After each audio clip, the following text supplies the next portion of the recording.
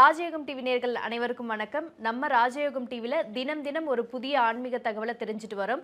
அந்த வகையில இன்னைக்கு ஆன்மீக தகவலை எடுத்து சொல்றதுக்காக ராஜயோகம் புகழ் ராஜயோகம் டாக்டர் கே ராம் சார் அவர்களை நிகழ்ச்சிக்குள்ள வெல்கம் பண்ணிடலாம். வணக்கம் சார். வணக்கம் சார். இந்த வசியம் இதெல்லாம் உண்மையா சார்?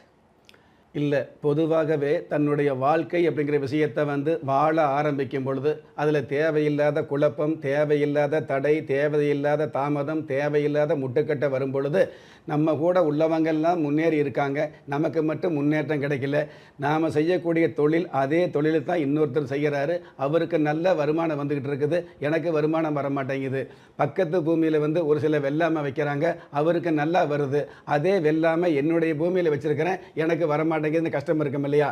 அந்த மாதிரி உள்ளவங்க ஏதாவது வசியம் பண்ணலாமாங்கிற எண்ணம் இருந்துகிட்டு இருக்கும் அப்படிங்கிறது உண்மை. வசியம் அப்படிங்கிறது பார்த்தீங்க அப்படின்னா ஓரளவு உண்மை அப்படிங்கிறத நாம் மறுக்க முடியாது. எந்த மாதிரி நீங்கள் செய்யக்கூடிய தொழில் அல்லது வியாபார சம்மந்தப்பட்ட விஷயங்களில் உங்களுக்கு வரக்கூடிய வாடிக்கையாளர்கள் உங்களுடைய பொருளை கடவுள் கொடுத்த அருள் மாதிரி நினைக்கக்கூடிய பாக்கியத்தை ஒரு சிற்சில நொடிகள் கொடுக்கக்கூடிய பாக்கியம் வசியம் அப்படிங்கிற அமைப்புக்கு இருந்துகிட்டு இருக்குது.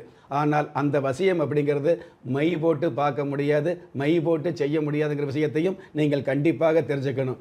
ஒரே ஒரு வெத்தலையில் ஒரு சொட்டு மைய தொடவிட்டு அந்த மை மூலமாக உங்களுக்கு அங்கே அது இருக்குது இங்கே இருக்குதுன்னு சொல்லக்கூடியது ஏற்றுக்கொள்ளக்கூடிய விஷயம் இல்லை. அப்படி இருந்துன்னு வைங்களே, இவ்வளவு சாஃப்ட்வேர் வேண்டியதில்லை, இவ்வளவு கம்ப்யூட்டர் வேண்டியதில்லை, ஒரே ஒரு வெத்தலையில் மைய தொடவி விமானம் எங்கே போகுது எங்கே விழுகுது அப்படின்னு எல்லோரும் கண்டுபிடிக்க முடியும். ஆக யதார்த்தம் இல்லாத விஷயத்தை நீங்கள் நம்பாதேங்கிற விஷயத்தை பதார்த்தமாக சொல்ல கடமைப்பட்டிருக்கிற அப்படிங்கிறது உண்மை. இருந்தாலும் வசியம் ஓரளவு உண்மை அப்படிங்கிறது எதனால் சொல்கிறோம் அப்படின்னா, ஒரு தொழில் ஆரம்பிக்கும் பொழுது உங்களுக்கான ஒரு தொழில், உங்களுக்கான ஒரு வியாபாரம் ஆரம்பிக்கும் பொழுது குறிப்பிட்ட திதியில் உங்களுடைய ஜாதகப்படி இருக்கக்கூடிய அந்த அம்சம் என்ற அமைப்பில் இருக்கக்கூடிய கட்டங்களில், அதாவது தொழில் ஸ்தானாதிபதி லாபஸ்தானாதிபதி சம்மந்தப்பட்ட விஷயங்களை கணித்து அதுக்கு தகுந்த மாதிரியான பூஜை புனஸ்காரங்கள் சம்மந்தப்பட்ட விஷயங்களை கையில் எடுத்து அதற்கு தகுந்த ஒரு சில திதிகளில் நீங்கள் இந்த மாதிரியான தொழில் ஆரம்பிச்சிங்க அப்படின்னா அந்த தொழிலுக்கு வசியம் அப்படிங்கிற ஒரு சில சூழல் கிடைக்குது அப்படிங்கிறது உண்மை. எதனால் வசியம் அப்படிங்கிறது ஓரளவு உண்மை அப்படின்னா, எல்லோரும் நடக்கிறோம், ஆனால் அந்த நடையை பிடிக்காமல் நிறைய பேர் கிண்டல் பண்ணுறோம். ஆனால் ஒரு சில பேர் சாதாரணமாக நடந்தால் கூட அந்த நடை மிடுக்காக இருக்குது, அழகாக இருக்குது, அந்த நடையில் ஒரு வசியம் இருக்குது அப்படிங்கிற விஷயத்தை நம்ம ஏற்றுக்கிறோம் இல்லையா? அதாவது தன்னுடைய வீட்டில் தன்னுடைய மனைவி, தன்னுடைய பிள்ளை, தன்னுடைய கணவர் நடக்கக்கூடிய நடையை விட யாரோ நடக்கிற நடைக்கு நாம் ஒரு விடையாக எடுத்துக்கிறோம், அது அழகாக நினைக்கிறோம் இல்லையா? அதுதான் வசியம் அப்படிங்கிற விஷயத்தை நம்ம தெரிஞ்சுக்கணும். எல்லோருமே சமையல் செய்கிறாங்க, நிறைய பேர் வியாபாரம் பண்ணுறாங்க, ஆனால் ஒரு சில கடைகளுக்கு மட்டும்தான், ஒரு சில உணவகங்களுக்கு மட்டும்தான் அதிகபட்சமான வியாபாரம் ஆகுது அப்படிங்கிறது மறுக்க முடியாது. அந்த இடத்துல வசியம் இருக்குது அப்படிங்கிறது உண்மையாக இருந்துகிட்டு இருக்குது அப்படிங்கிறது உண்மை. ஒரே ஊரில் நூற்றுக்கணக்கான ஆயிரக்கணக்கான உணவு விடுதி இருந்துகிட்டு இருந்தால் கூட, உணவகம் இருந்துகிட்டு இருந்தால் கூட, ஒரு சில உணவகத்துக்கு தேடி போய் சாப்பிடக்கூடிய விஷயம் இருக்குது இல்லையா? அது ருசி அப்படிங்கிறத விட வசியம் அப்படிங்கிற விஷயம் இருக்குது அப்படிங்கிறது மறுக்க முடியாத உண்மையாக இருந்துகிட்டு இருக்குது. ஜாதக ரீதியாக ஒரு ஜாதகத்தில் கேந்திராதிபதிகளும் திரிகோணாதிபதிகளையும் ஒன்று சேர்ந்து சம்பந்தம் இருந்தது அப்படின்னா அந்த ஜாதகத்துக்கு கண்டிப்பாக வசியம் ஏற்படுது அப்படிங்கிறது உண்மை. இப்போது இன்னும் விளக்கமாக சொல்லணும் அப்படின்னா, சாதாரணமாக ஒரு பேருந்தில் போகிறோம் அல்லது விமானத்தில் போகிறோம்னு வைங்களேன், நாம் பயணம் செய்யக்கூடிய பயணத்தில் புதிதாக மனிதர்களை சந்திக்கிறோம் இல்லையா? அதில் அந்த பார்க்கக்கூடிய அந்த மனிதர்கள் பார்த்திங்கன்னா ஒரு சில பேர் என்னைக்கோ எங்கேயோ பார்த்த மாதிரியே தெரியும், ஆனால் அன்னைக்கு தான் முதல்ல பார்க்குறீங்க, ஆனால் அவங்கள முன்னாடியே பார்த்த மாதிரி உங்கள் மனசுக்கு படும், அது ஒரு வசியம். இன்னும் சில பேரை பார்த்தீங்க அப்படின்னா, அதாவது நம்ம கூட நெருங்கி பழகின மாதிரி, நமக்கு பிடிச்ச மாதிரி, நம்ம அம்மா மாதிரியோ அல்லது அண்ணன் மாதிரியோ, தம்பி மாதிரியோ, அப்பா மாதிரியோ, மாமன் மச்சான் மாதிரியோ அல்லது தன்னுடைய நண்பர்கள் மாதிரியோ நமக்கு நெருங்கி பழகின மாதிரி அந்த மனிதர் தெரியவார் இல்லையா? அது ஒரு வசியம். இன்னும் சில பேர் பார்த்தீங்கன்னா அன்னைக்கு தான் முதல்ல பார்க்குறோம், அதுவும் அப்போத்தான் முதல்ல பார்க்குறோம், என்ன ஏதுன்னே தெரியாது, அவரை பார்த்தாலே பிடிக்காது, அவரை அடிக்கலாமலே இருந்துகிட்டு இருக்கும், இது ஒரு வசியம். இந்த மாதிரியான மாறுபாடான எண்ணங்களை கொடுக்கக்கூடிய வசியம் அப்படிங்கிறது உண்மைதான்.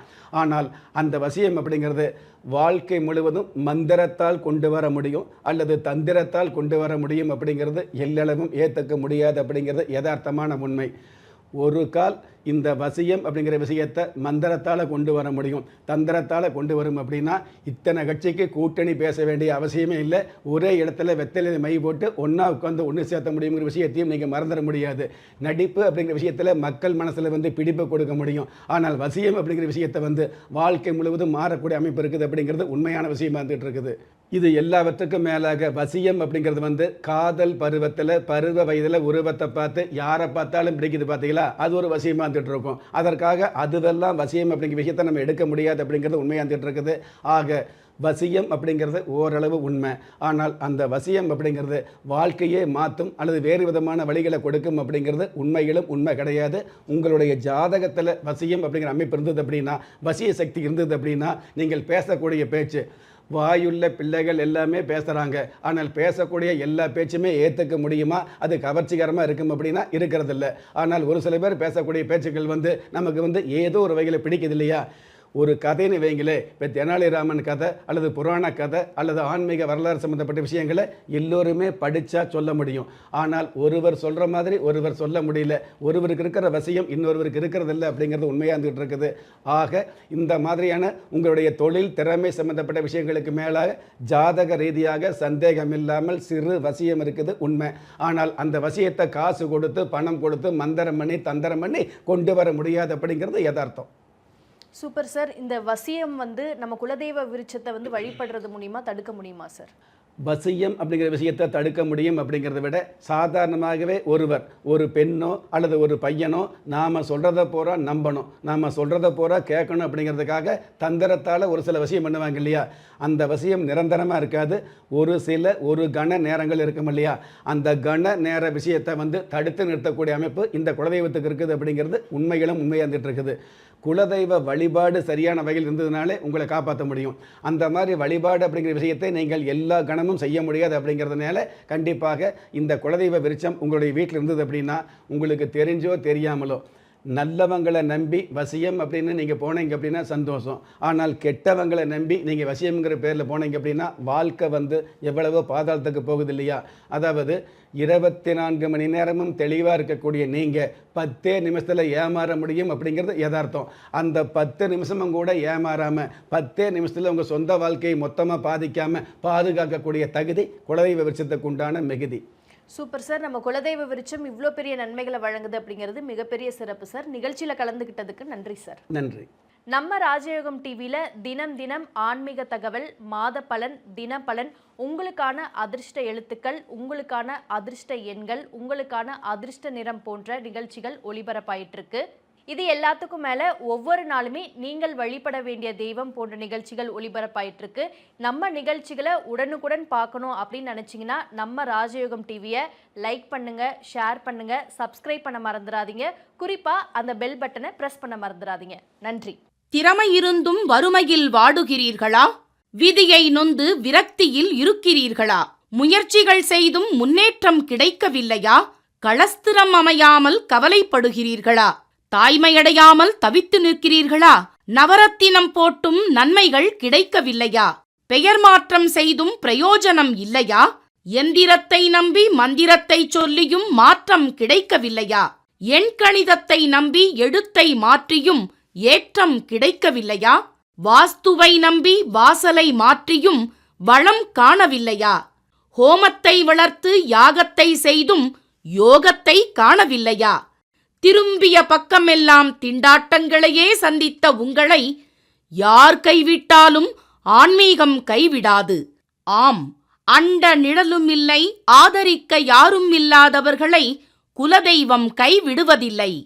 கிள்ளிக் கிடைக்கக்கூடிய யோகங்களை அள்ளிக் கொடுக்கக்கூடிய ஆன்மீக அற்புதம் குலதெய்வ விருட்சம். திக்கற்ற யாவரும் ஒப்பற்ற பயன்பெற வாங்கி பயனடைவீர். குலதெய்வ விருட்சம். குலதெய்வ விருட்சம் குடும்பமே சுபிட்சம்.